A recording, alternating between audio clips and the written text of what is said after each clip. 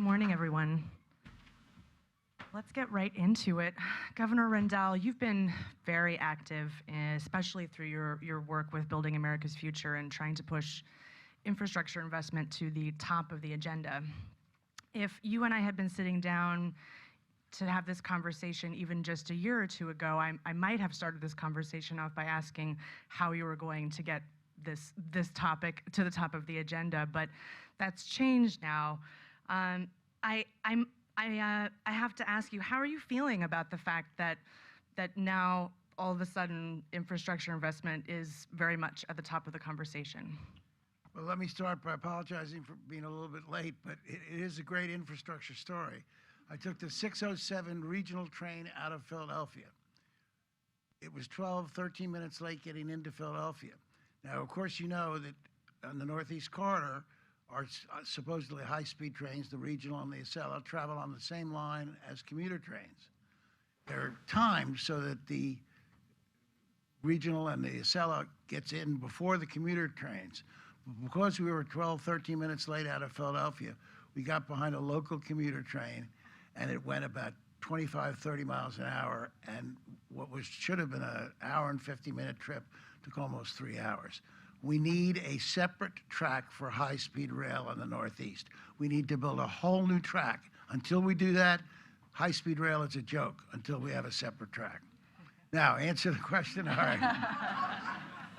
Well, reasonably optimistic. All of us who worked at Building America's Future for a long time. We started in 2008 with Governor Schwarzenegger, Mayor Bloomberg, and myself.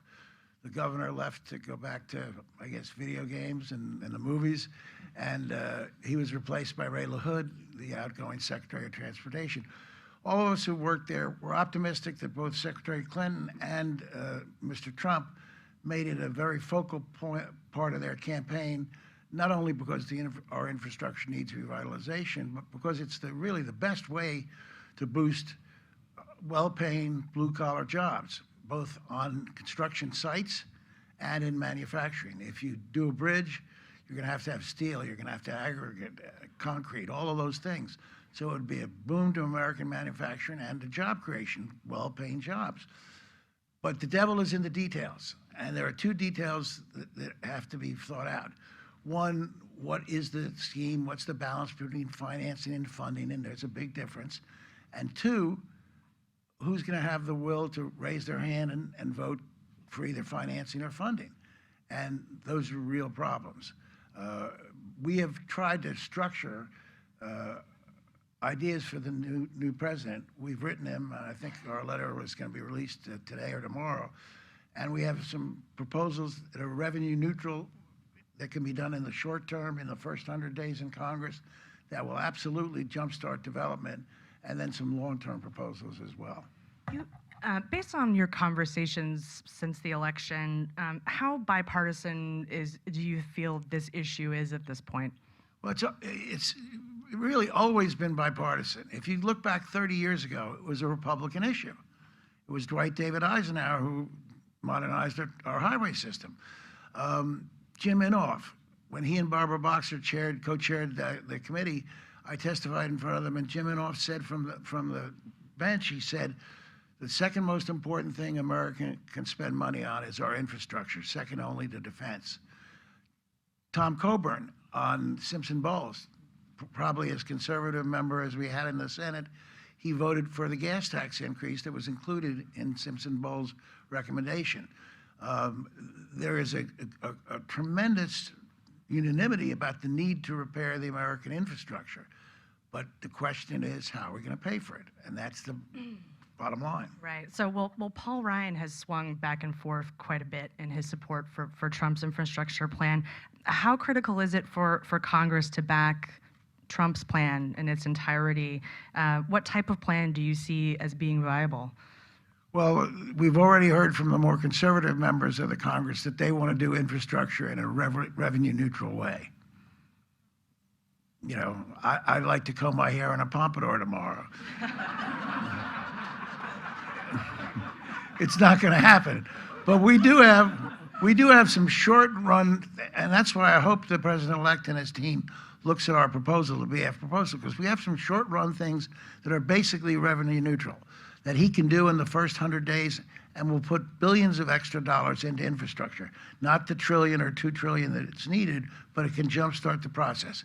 Number one, bring back Building America's bonds, Building America bonds. They are taxable bonds. The federal government in the stimulus paid 35% of the interest for states or counties that used, or cities that used BABs. At 35%, that cost the federal government money. We've computed it, and at 28%, if the federal government paid 28% of the interest, because they're taxable, it would be revenue neutral. Great way to do it. Stimulus, Building America bonds was one of the most successful parts of stimulus. Second, lift the ban on on tolling of interstate highways, federally accredited highways. You need to get the private sector involved. Private sector is not going to get involved without a reasonable rate of return. Tolling is a way to do that. Right now, you cannot toll a federal highway that there was federal money put into the construction of the highway. Lift that ban, let the states toll if they want to toll. That would be number two. Number three, FAST Act inexplicably cut TIFIA. TIFIA is a program that was enormously successful. Since TIFIA is basically loans or loan guarantees, it was revenue neutral. There were 56 TIFIA projects, 58 projects, and only 2 had a default on that cost a little bit of money, but the interest in the others made TIFIA actually a revenue positive program. Put TIFIA at $1 billion, that we think alone would produce at least $10 billion of investment, and there's a big backlog of TIFIA requests. And then create an infrastructure bank as a great vehicle for regional projects or national projects or something like a high-speed rail line from Boston to Washington. Well, let's talk about some of the specifics of the plan that Trump has actually put forward. You know, it's this very big number, $1 trillion over 10 years. I'm guessing you must see at least some upsides to that level of investment, but as well as some downsides. Can you, what do you think about it? Well, sure. The plan, also in an attempt to be so-called revenue neutral, uses tax credits and gives tax credits to not only investors, but to constructors. The problem is there's no way to gauge whether those tax credits are going to be used for projects that are already in the pipeline, that would have happened anyway. And financing and tax credits can be a tool to be in the toolbox of infrastructure funding, but it can't be the whole ball of wax. Why not? Well, first of all, it's not going to produce the $1 trillion necessary. Every expert that's looked at it says it's going to fall way short of the mark, number one. And number two, remember, let's say there are 60,000 structurally deficient bridges in the country. That's probably low, but let's say there's 60,000. My guess is that no more than 1,000 of those bridges, 1/60th, have the potential to be tolled to produce revenue that would get the private sector involved. No more than 1/60 of them. The other 59,000 are a little quarter-of-a-mile bridges that are important to local communities, but have no ability to be tolled. There's people aren't going to pay the tolls. So you cannot do it just with the private sector. The public sector has to step up. The good news is that 17 states since 2013 have stepped up and raised their own gas tax. Red states like Utah, Idaho, Wyoming, blue states like Massachusetts and well, I was about to say Pennsylvania, but I guess we're not a blue state anymore. But the states are willing to do it, but the states can't do it alone. In our letter to President-elect Trump, we cite an example, Philadelphia. I-95 goes through Philadelphia 18 miles from one end of the city to the other. There are 27 bridges that support I-95 as it goes through Philadelphia. One of them almost buckled in 2008, and I-95 was detoured for 3 days. 81,000 cars that go through there on a daily basis had to be detoured around. To repair the structurally deficient bridges, and they almost all are structurally deficient, would cost somewhere between $1.5 and $2 billion. The city's capital budget is $120 million a year. That's for everything, police stations, fire stations, street reconstruction. The state's generally spends about $2 billion a year on transportation, counting the federal money, but that's for 67 counties. There's no way we're going to do projects like that. There's no way we're going to repair the American infrastructure without the federal government stepping up and providing funding as well as financing. And Yeah. by the way, Bob Corker understood this. He and Chris Murphy signed off on a bill last session to raise the gas tax 10 cents a gallon and index it to inflation. And by the way, people are always loath to raise taxes, gas taxes or any other taxes. I'll show you how easy it is. This is an intelligent group. Indeed. Yes, indeed, right? More intelligent than average? I would say so. All right, raise your hand if you know what the federal gas tax per gallon is. Three out of 100. We can raise the federal gas tax and nobody would notice. Nobody would notice. Well, if that's true, then why haven't we done it? Because I wrote a book in 2012 called A Nation of Wusses. And we have a Congress of wusses. They're afraid of their shadow. Pennsylvania just raised its gas tax. The outgoing Republican governor did it, and I stood with him to support him. 32 cents over 5 years. Makes us the second highest gas tax in the country, behind only California. After doing that, every legislator who voted for it, Republican or Democrat, and there was a mix, won re-election. It was the major issue their opponents, Republican or Democrat, raised against him, and everybody won. So you bring up a great point, which I think is just one of the key questions is what is the role of federal versus state versus local oversight on all of this, on the big picture?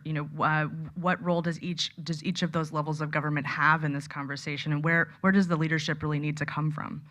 Well, there are three segments to the funding package, and I heard our moderator before we got out on the stage say that the ASCE has estimated that we need $3.6 trillion to spend on the American infrastructure. That's not just transportation, but on the American infrastructure in the next 10 years. 1.6 of that is in the pipeline. So they're estimating we need another $2 trillion. If we were due $2 trillion, that's $200 billion a year.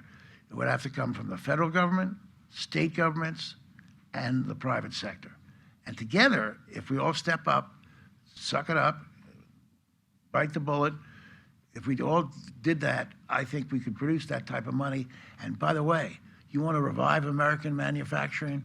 Have a $2 trillion 10-year infrastructure revitalization plan. You want to bring back blue-collar jobs that pay $60,000, $70,000, $80,000 a year? Have a $2 trillion 10-year infrastructure revitalization program. How did the U.S. get so behind on infrastructure? Do you have a 30-second version of this history? Is it inaction? Is it regulation? Is it just plain old bureaucracy? It's two words: Grover Nordquist. Grover Nordquist. How many of you have actually seen Grover Nordquist? He's a little bit like the Wizard of Oz. He has this immense power. He frightens people.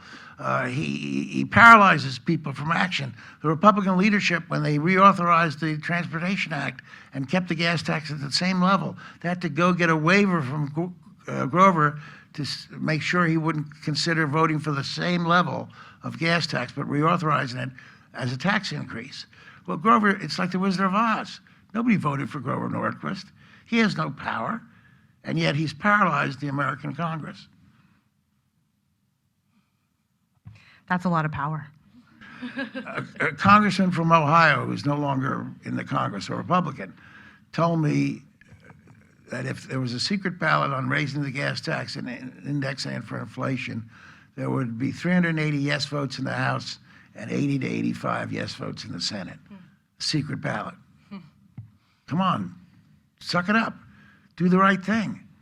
Look, if we don't do this, we will fall further and further behind economically. We will continue to see public safety endangered. We will continue to see our economy stuck in neutral at best. We always used to do big things. We had the courage to do big things. Lincoln built a transatlantic railroad system in the middle of the Civil War. Let's get back to the America that used to have the courage to do big things. That used to have the courage to raise your hands and say, yep, I voted for it. You can see me the next election. I did the right thing. Do you have a ranking in your minds of the biggest challenges facing infrastructure in the U.S.? Is it climate change? Is it security? Is it really just a matter of maintenance and the fact that we haven't been doing it? No, we have to maintain our infrastructure. It's crumbling around us, but we have to build new stuff. We need high-speed rail in the Northeast Corridor.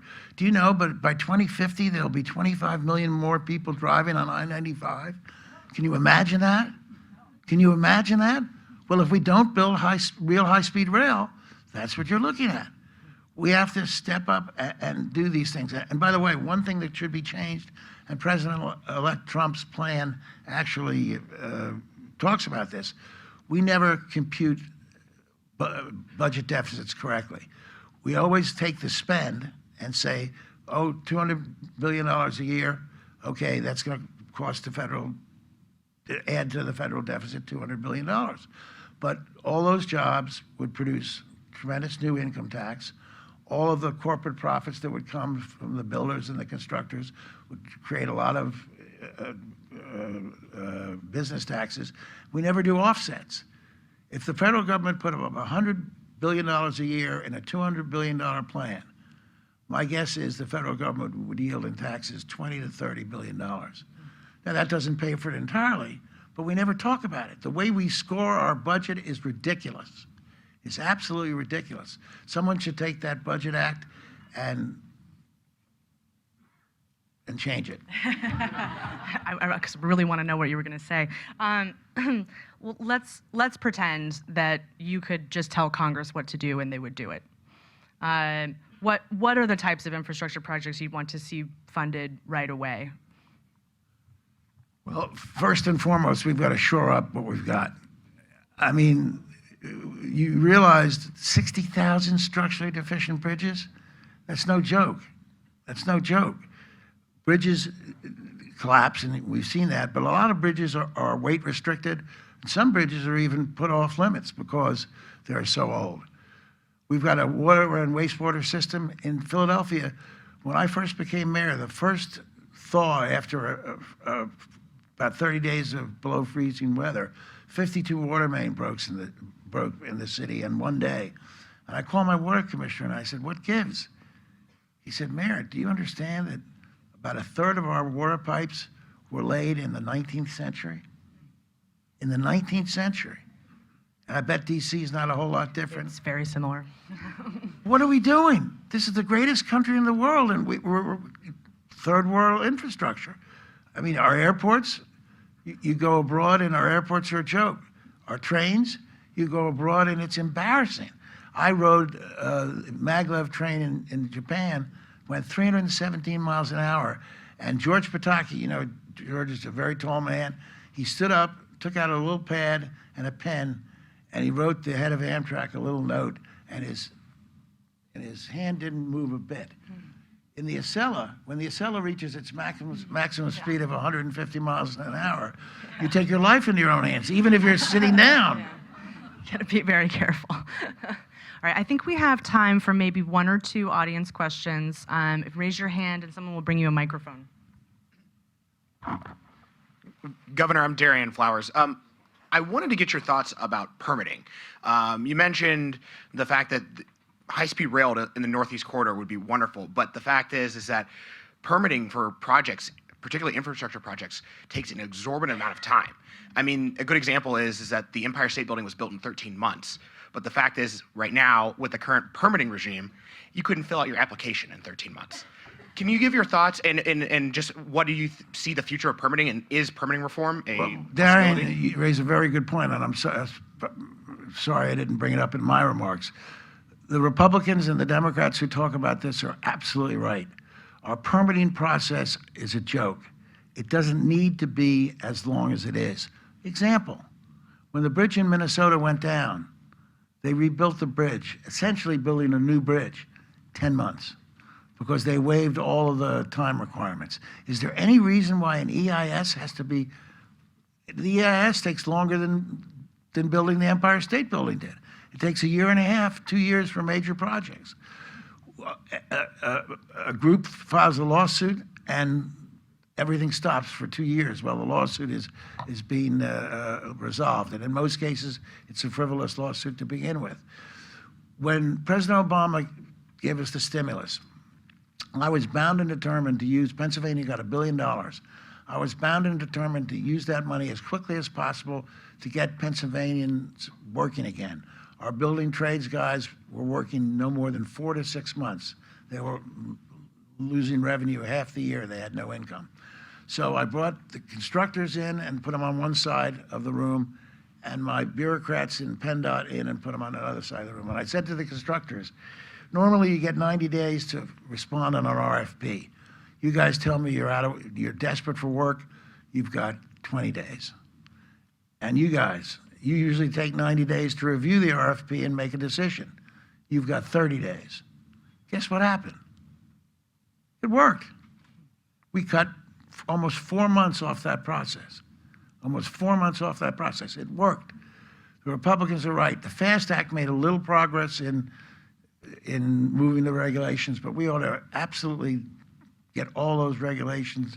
And, you know, if you've got an EIS and you've got approval from the EIS, but then you decide to move the line, the highway line, you know, maybe 20 yards to the right, they require you to do a brand new EIS. It's ridiculous. It's ridiculous. Those things ought to be looked at and changed. One last question in the back. Yeah, John Wetmore with pedestrians.org. When Ray LaHood was Secretary of Transportation, he talked about livable communities, transportation infrastructure that fit into its surroundings and served pedestrians and bicyclists as well as just moving cars.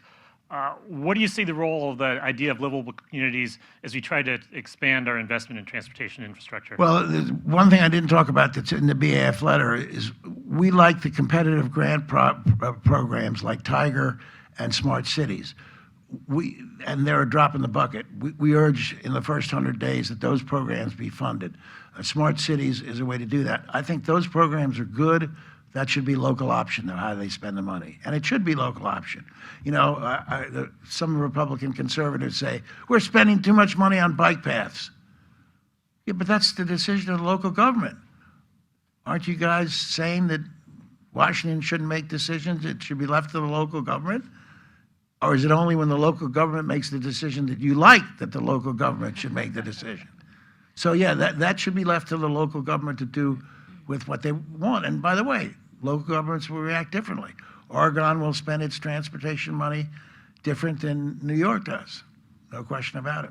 Governor Rendell, thank you so much for being with us this morning.